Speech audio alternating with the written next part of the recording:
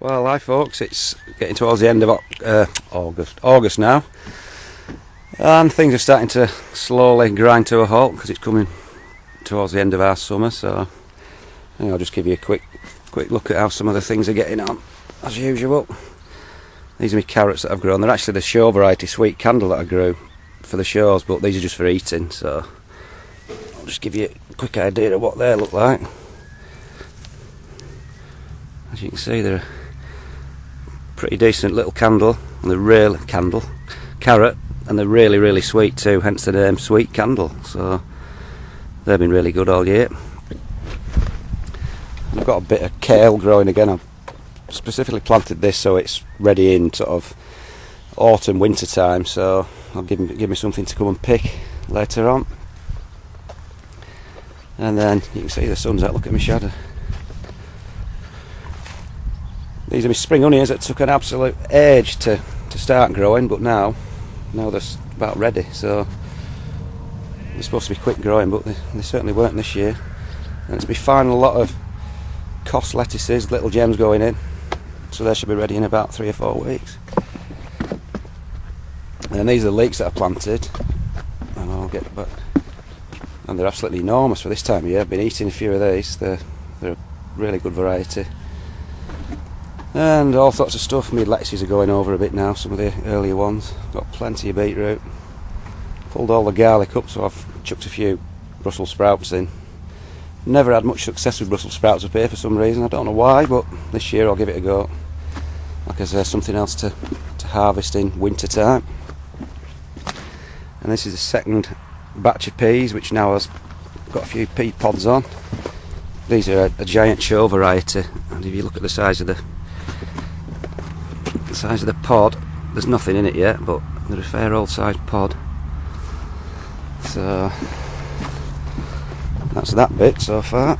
Well, these are my tomatoes that I'm growing at home in a bit of a sort of lean-to greenhouse. Well, not greenhouse, sorry, a bit of a lean-to shed, and they're doing alright, but they're really tall plants. If you see, I've got a reflective sheet behind them. That's because the only light into the place is just a skylight above, so they're really lacking light, but they get plenty of light with the reflection. So I've got some amazing trusses of cherry tomatoes, absolutely hundreds on some of them. So like I say, because it doesn't get that much light, they usually tend to grow a bit later on in the season, but that's alright because it means you get tomatoes until October time sometimes. So that's my tomatoes inside at home in a bit of a shed type of thing, which are doing alright now. Anyway, back at home again. I pulled my big onions up the other night in the Polytunnel, the daft ones, so you can see the size.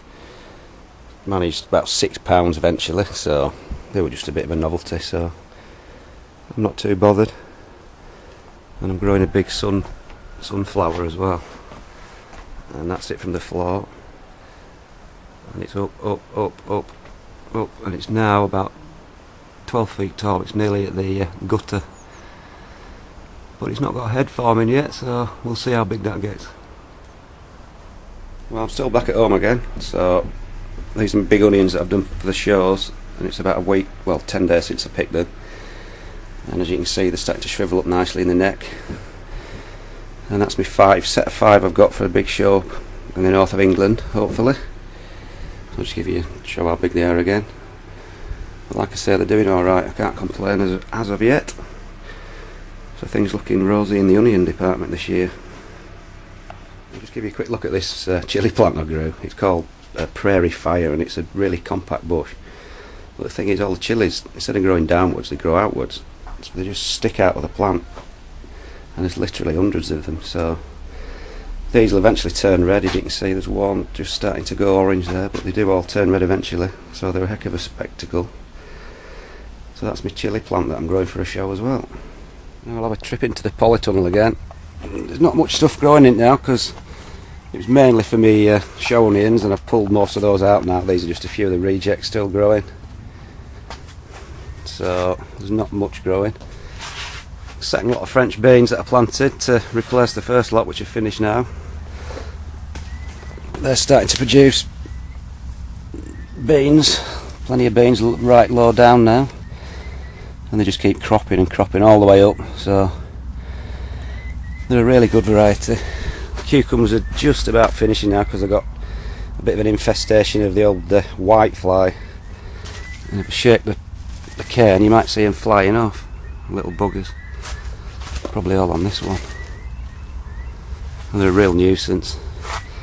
Anyway, I pulled my garlic up the other week and I'm just drying it out in the polytunnel. Seems to be about the best place. And they're pretty reasonable sized bulbs too, so pretty pleased with those this year.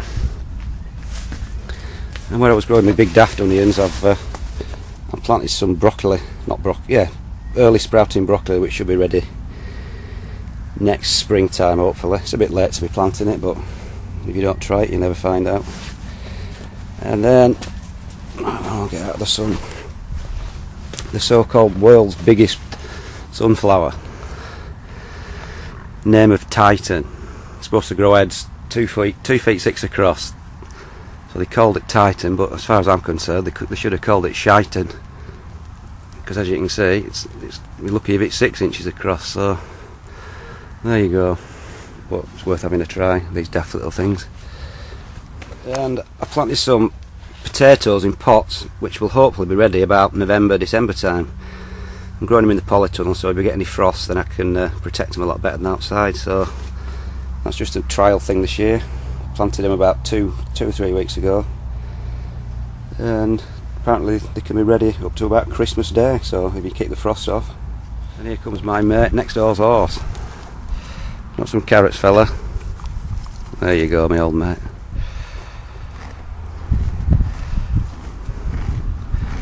I shouldn't encourage it because it keeps knocking my walls down, scratching itself, but no, it's a sound little thing.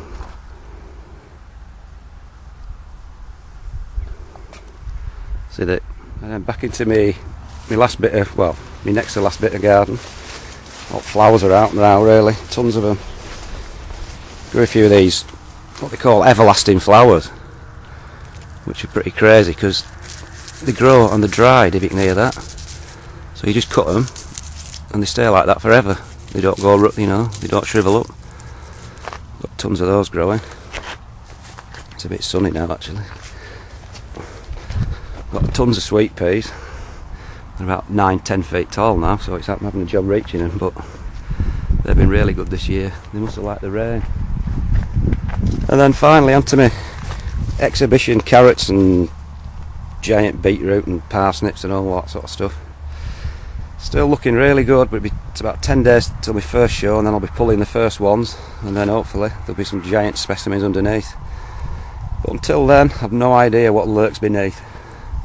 So like I say, I'll do a video in about next Thursday or Friday when I'll be pulling them, and you'll see. And this is my final bit.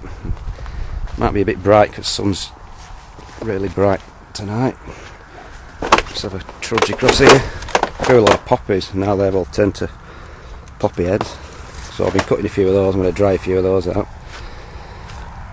And these are just my red onions. They've been a decent size this year. And I've got this giant marrow, which I just managed to get a fruit set out about 3 days ago, and as you can see, it's grown pretty quickly in 3 days from that size there to that in 3 days. The trouble is I've only got 2 weeks till my next show, so anyway, we'll see how big it gets. So that's it really. That's about it for this year, I think. There won't be much more to show you. So yet again, I finished with Ingleborough, and it's sunny. Last sunny day of this summer by all accounts. See that?